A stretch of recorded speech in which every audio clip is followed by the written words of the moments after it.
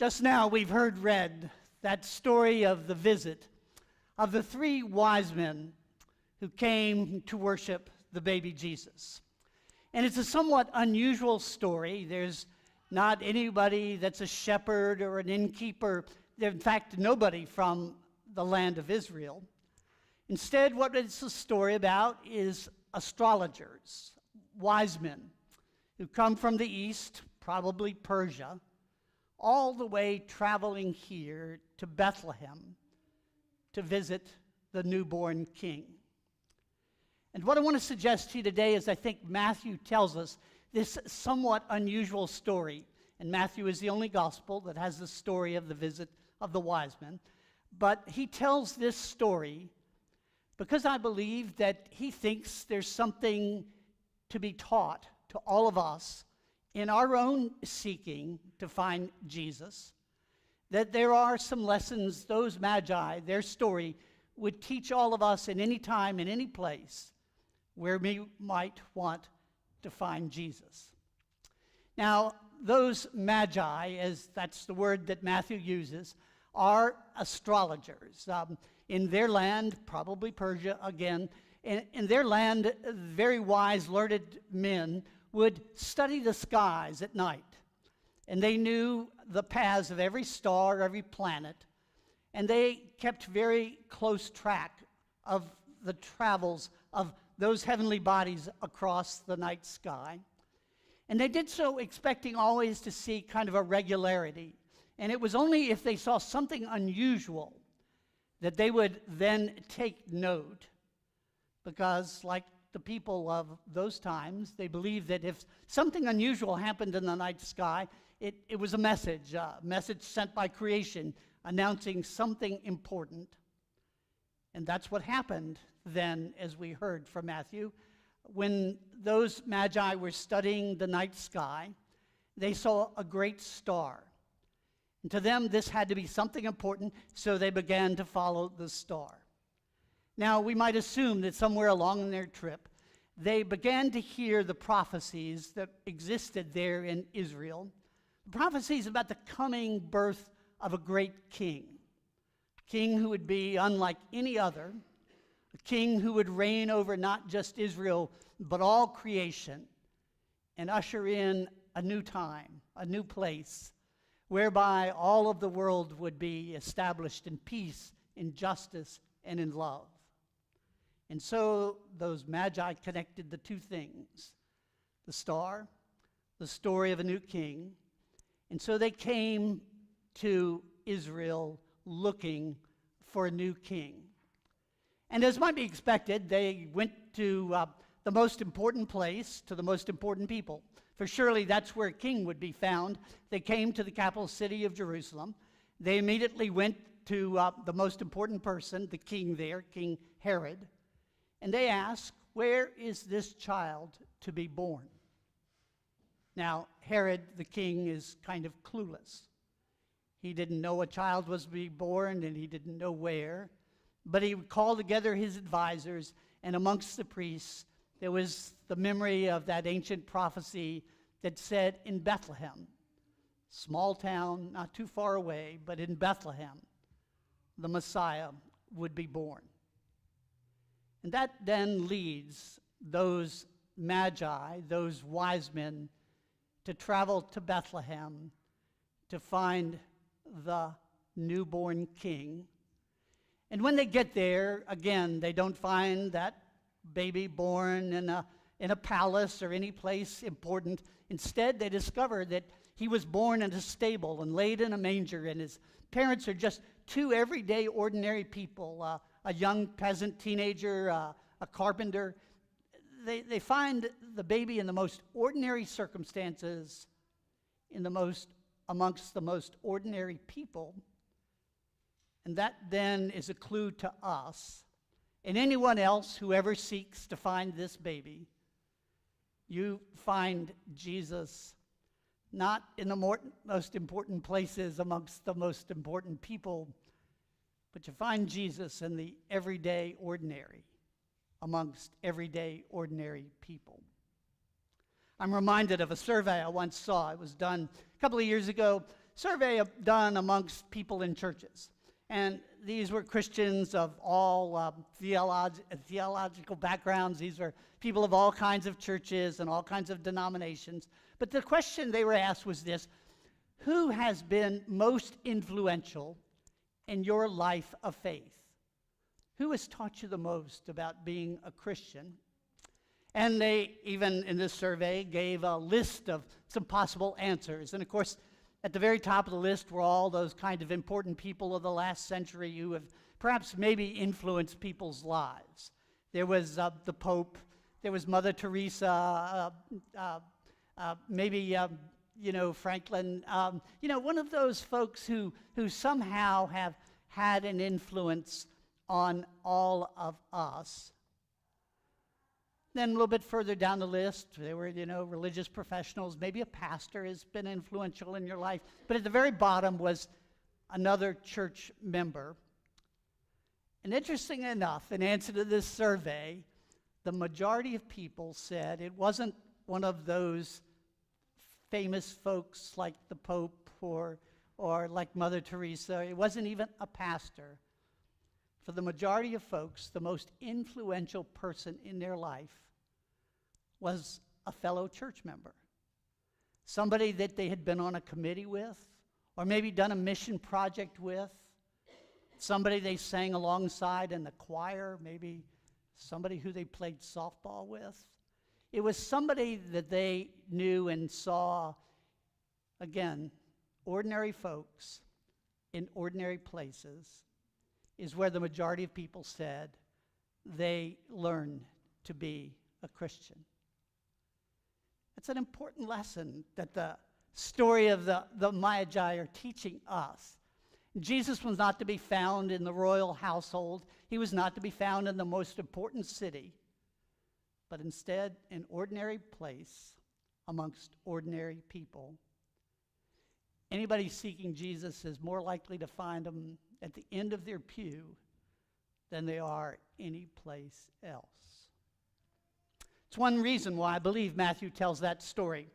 The other thing is that he wants us to know that when we look for Jesus, it's going to bring maybe two things. There'll be some risk, but there'll also be joy. Now, the reason why I say there's going to be some risk is because if you know the story, when Herod first hears that there's going to be a new king, Matthew tells us he's frightened. And all Jerusalem with him. Because after all Jerusalem knew that somehow their lives revolved around the king that they already had. But then Herod's fright transitions into anger and then rage. And if you know the story, what Herod does is he resolves to eliminate any opposition that there might be to his being king by getting rid of any new child that's born. And so there is that terrifying story of how Herod decrees that all children under the age of 2 will be killed. It's a scary story. In addition to that, we hear that the Magi, when they find the baby, they're supposed to go back and report to Herod where exactly the baby is, only they're warned there'll be great risk if they do so, and so they go home by another way. That's part of what Matthew's trying to teach us, is that there's something disruptive about this baby's life, and sometimes it brings a great risk. I remember the story told by Will Willimon. Maybe some of you know who Will Willimon is. For 20 years or so, he was the chaplain at Duke University.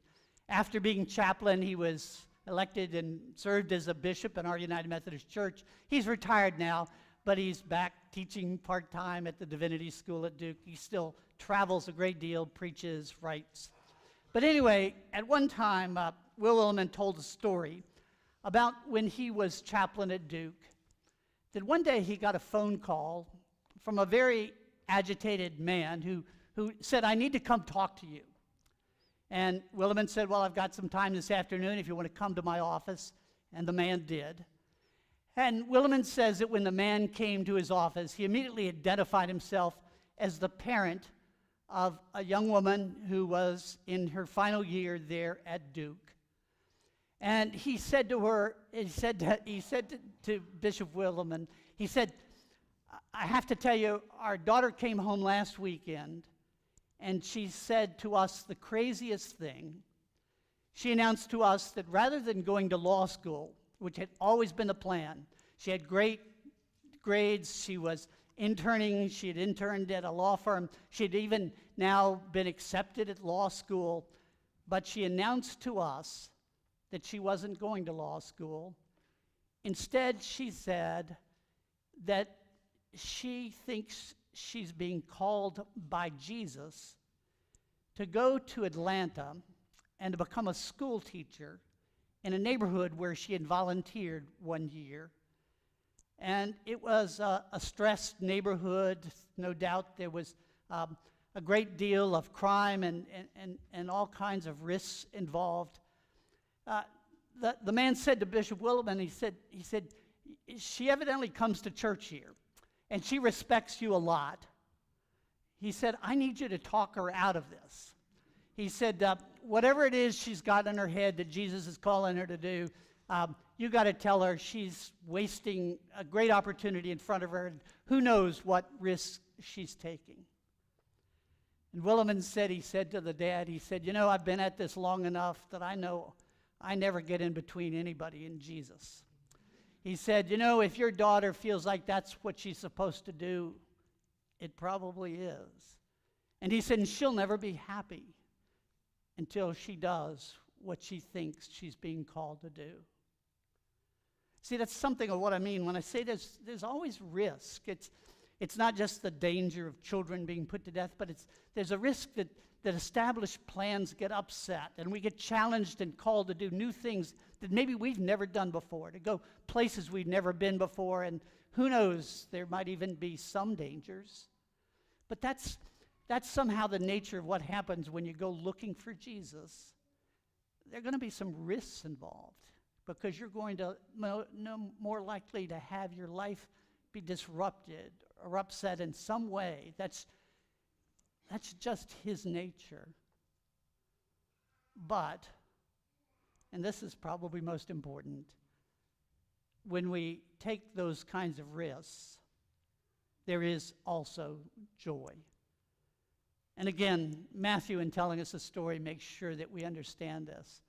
Because he says that when those 3 Magi go in to see the baby, immediately they're filled with a joy that kind of overflows. They rejoice with great joy, is the usual translation, is that somehow they immediately see that they've walked into the midst of something that God is doing. And to that, they immediately find that they've been filled with a kind of happiness that they had never felt before, simply because they now get to be a part of what God is doing in the world. That's why I say that we should expect the same thing. If we take risks in response to finding that child, we should also expect to discover joy that we would never know anyplace else.